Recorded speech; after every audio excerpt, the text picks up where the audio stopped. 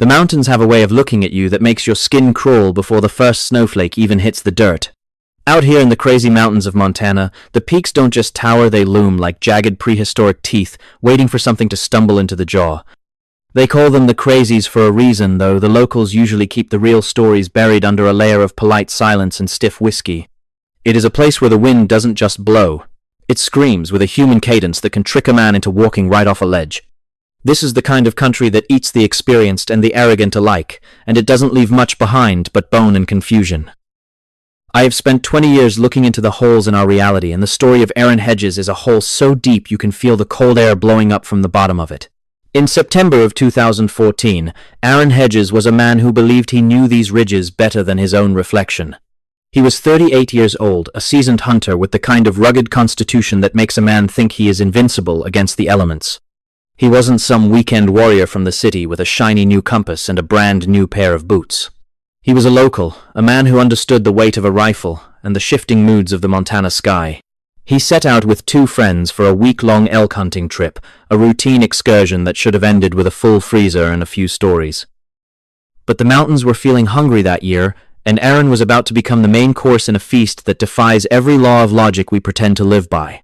The group was headed toward a specific cache of supplies they had dropped off earlier, a safety net tucked away in the high country. On the morning of September 7th, Aaron decided to break off from the group, claiming he knew a shortcut to the cache site. It is the oldest mistake in the book, the kind of decision that usually ends in a long walk and a bruised ego. His friends watched him hike away, a solitary figure disappearing into the thick timber and the graying light of a mountain morning. He had a radio, he had gear, and he had a lifetime of experience. He should have been fine, but the moment he stepped out of sight, the air seemed to thicken with a static charge that no one could quite explain. By the time the sun began to dip behind the western peaks, Aaron hadn't arrived at the cache, and he wasn't answering his radio. The silence that followed was heavy, a suffocating blanket of quiet that seemed to vibrate with a low-frequency hum. His friends didn't panic immediately because Aaron was a man who could survive a night in the bush with nothing but a pocket knife and a grimace. But as the hours turned into a full day and the temperature began to plummet, the reality of the situation began to settle in like a cold fog. They called for help, triggering one of the most intensive search and rescue operations in the history of the region. What they found over the next few weeks would strip away the comfort of rational thought and replace it with a visceral primal dread. The search teams moved in with dogs, helicopters, and hundreds of boots on the ground, scouring the area where Aaron was last seen. The weather turned foul almost immediately, a common occurrence in these missing person cases that feels less like bad luck and more like a calculated defense mechanism of the mountain. Snow began to fall in heavy wet sheets, burying any tracks and masking the scent for the bloodhounds. The dogs were behaving strangely, refusing to put their noses to the ground and whimpering at shadows that weren't there. It was as if the mountain had wiped itself clean, scrubbing away any trace of a human presence with a clinical, terrifying efficiency. Days later, a searcher stumbled upon a discovery that made the blood in his veins turn to slush. In an area that had already been searched multiple times, they found Aaron Hedges' boots. They weren't scattered or lost in a struggle, but were instead placed neatly together under a tree as if he had simply decided to step out of them and keep walking. His socks were found nearby, along with his GPS unit and his bow, which was leaning against a rock. There was no blood, no signs of a predator, and no footprints leading away from the gear. It was the behavior of a man who had completely lost his mind, or a man who was following instructions that no sane person could hear. The searchers pushed further their confusion, turning into a frantic sort of despair as the logic of the case began to unravel. They found his backpack miles away from the boots, tucked into a crevice in a rock face that required a level of climbing skill Aaron shouldn't have possessed in his state. Inside the pack, his water bladder was full and his emergency rations were untouched, despite the fact that he would have been starving by that point. It was as if he was discarding the very things he needed to survive, shedding his humanity piece by piece as he moved higher into the thin, freezing air. The items were found in locations that made no sense geographically, requiring him to cross treacherous terrain and swollen creeks that should have been impassable for a man without boots. The official search was eventually called off as the winter snows moved in to seal the mountains for the season. For 2 years, the family of Aaron Hedges lived in a limbo of grief and unanswered questions, staring at the jagged skyline and wondering what had become of their son. Then in 2016, a rancher on the opposite side of the mountain range stumbled across a grim scene. He found human remains sun-bleached and scattered by scavengers, in a high alpine meadow that was miles away from where Aaron had first disappeared. The location was physically impossible for a man to reach on foot, especially one who had supposedly abandoned his boots and gear miles back on the other side of a massive rocky spine. When the investigators mapped out the discovery points, the physics of the journey began to look like a nightmare. To get from where his boots were found to where his body ended up, Aaron would have had to climb over a series of vertical cliffs and navigate through miles of dense, trackless wilderness in the dark. He would have had to do this while suffering from severe hypothermia, a condition that usually causes a person to curl up in a fetal position and wait for the end. Instead, Aaron seemed to have been propelled by a manic supernatural energy moving through the landscape like a ghost. There were no signs that he had built a fire or tried to signal for help at any point during his final journey. The autopsy couldn't provide a definitive cause of death due to the state of the remains, but the questions it left behind were more haunting than any medical report. Why did he take off his boots in the middle of a snowstorm? Why did he leave his bow and his GPS, the two things that could have saved his life? Some people talk about paradoxical undressing, a symptom of late-stage hypothermia where the victim feels hot and strips off their clothes. But that doesn't explain the neat placement of the gear or the incredible distance he traveled across terrain that would challenge a professional mountaineer. It feels more like he was being harvested, his belongings plucked from him by something that wanted him raw and defenseless. In these high-altitude disappearances, there is often a report of what we call the Oz effect. It is a sudden total silence where the birds stop singing, the wind stops blowing, and the very air seems to vibrate with a heavy, oppressive stillness. It is the feeling of being watched by something that doesn't have eyes in the way we understand them. I have spoken to hunters who felt this same dread in the crazies, a feeling that they were no longer the apex predator in the woods. They describe a shimmering in the air, a distortion of the light that makes the trees look like they are melting into each other. Aaron Hedges might have walked right into one of these pockets of distorted reality, a place where the rules of distance and time simply do not apply. There are those who would say it was just a tragic accident, a case of a man getting lost and succumbing to the elements. They like the comfort of that explanation because it means the world is still a predictable place where bad things happen for logical reasons. But they weren't there to see the way his boots were placed, and they didn't have to explain how a barefoot man crossed miles of jagged shale and ice. The truth is much more jagged and uncomfortable. Aaron Hedges didn't just die in the mountains, he was erased by them, stripped of his tools, his clothing, and eventually his life by a force that remains invisible to our cameras and our sensors. The crazy mountains still stand there, indifferent to the lives they take, and the mysteries they create. Every year, more people head into the wilderness with a false sense of security, believing that their technology and their training will protect them from the unknown. But the mountains have a memory that spans eons, and they remember a time when humans were nothing more than prey. When you walk into the deep woods, you are stepping back into a food chain that you forgot existed. And sometimes the mountain decides it is time to remind us exactly where we sit on that ladder. Aaron Hedges is just one name on a list that is growing longer every day, a list of people who stepped off the map and into a void. His story ends in a high meadow under a sky that doesn't care about justice or closure. His bones were returned to the earth, but the essence of what happened to him remains trapped in the high ridges and the dark timber. We are left to pick through the fragments, trying to build a bridge of logic over a chasm of the impossible. But the bridge never quite reaches the other side, and the wind keeps howling through the gaps. This pattern of high-altitude disappearances, involving experienced individuals and the strange recovery of gear, is not an isolated phenomenon. In 1999, young Jared Atadero vanished in the Comanche Peak wilderness of Colorado under equally baffling circumstances. His remains were found several years later on a steep cliff face that was far beyond the physical capabilities of a 3-year-old boy to climb. Like Aaron, his clothing was found in a condition that suggested it had been placed there rather than dropped during a struggle. These cases suggest a predatory intelligence that operates on the fringes of our perception, choosing its victims and then moving them through the landscape like chess pieces on a board we cannot see. The mountains are not our friends, and if you listen closely to the silence between the trees, you might just hear them breathing. The mountains are a cemetery without headstones, a sprawling expanse of rock and timber that has been swallowing the unwary for longer than our species has had a name for fear. You stand at the edge of the tree line in the crazy mountains of Montana, and you feel a weight pressing against your chest that has nothing to do with the thin air. It is the weight of a billion eyes that do not have pupils watching from the shadows of the Douglas firs and the jagged cracks in the limestone. We walk into these places with our GPS units and our satellite messengers thinking we have conquered the wild with silicon and plastic. But the mountain does not recognize our technology, and it certainly does not respect our maps. To the ancient stone and the freezing wind, we are nothing more than soft tissue and heat that is destined to dissipate. Aaron Hedges was a man who understood the high country, or at least he believed he did, until the afternoon of September 7th in the year 2014. He was 38 years old, a seasoned hunter, with the kind of muscle memory that only comes from years of navigating the vertical world. He set out with two companions aiming for a base camp near Sunlight Lake, a place where the water is as cold as a dead man's heart, and the silence is absolute.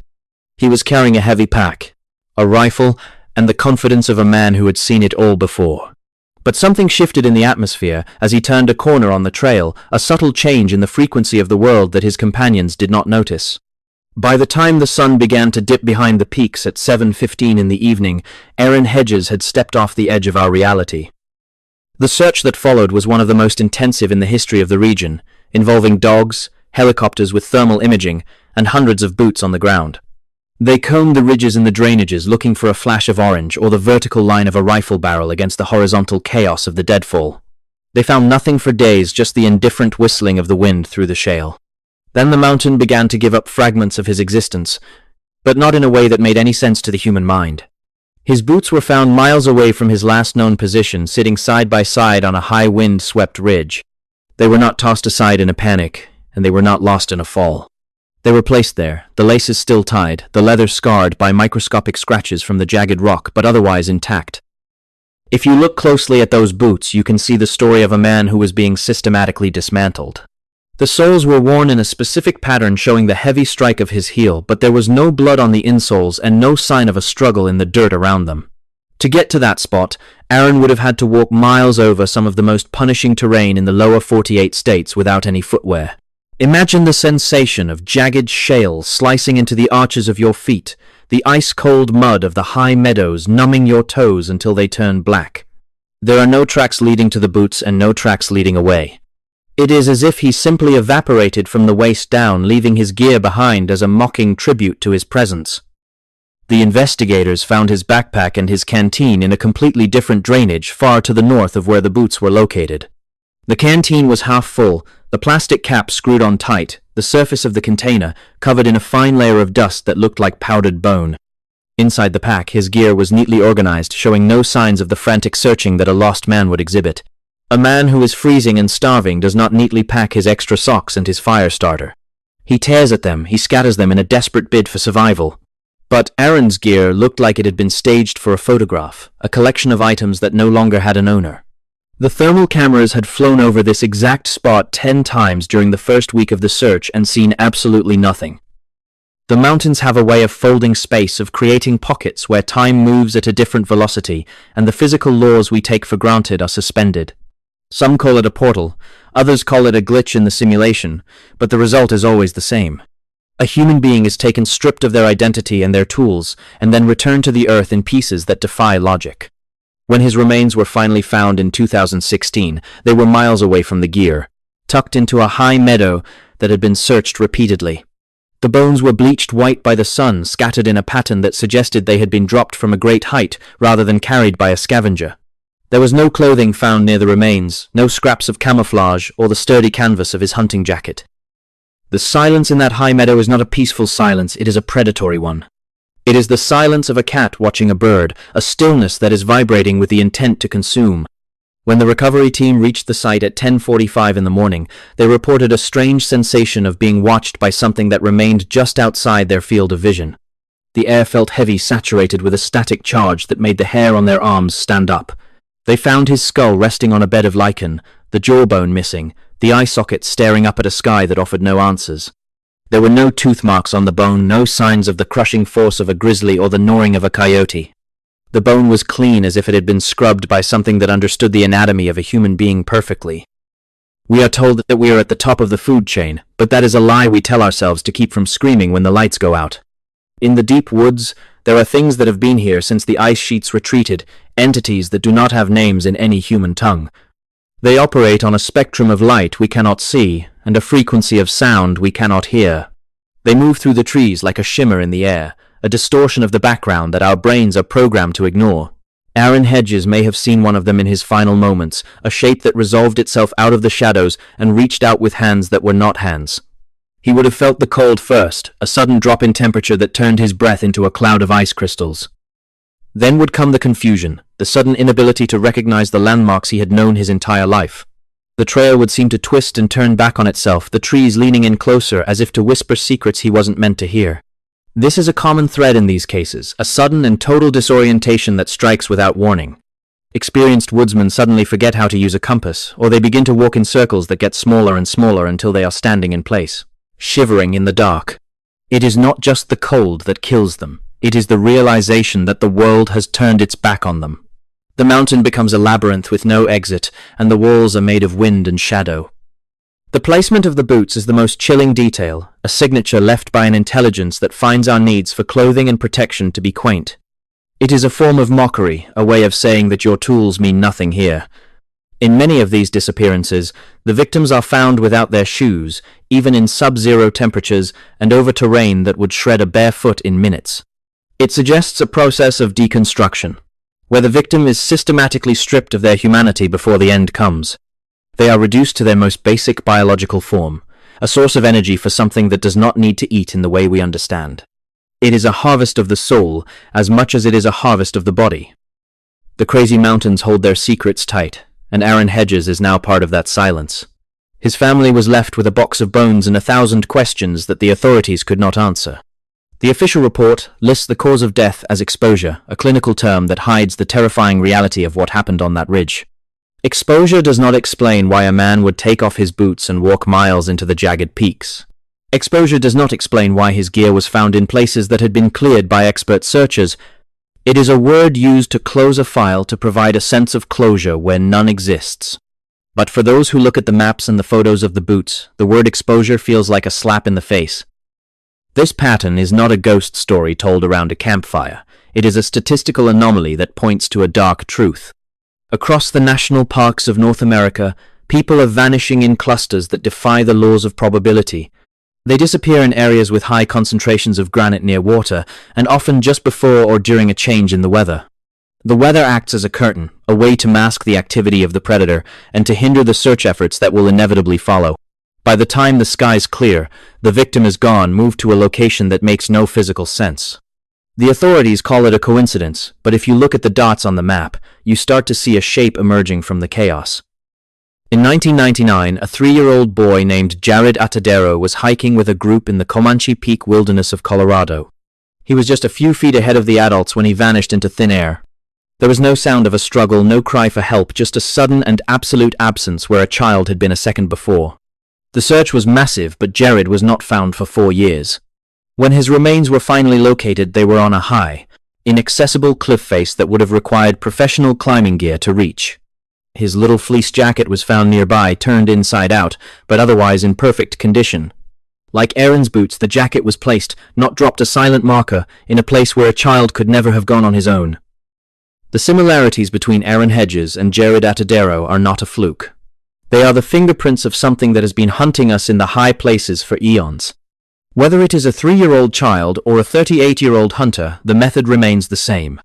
The target is isolated, the reality around them is altered, and they are moved across the landscape in ways that bypass the physical limitations of the human body.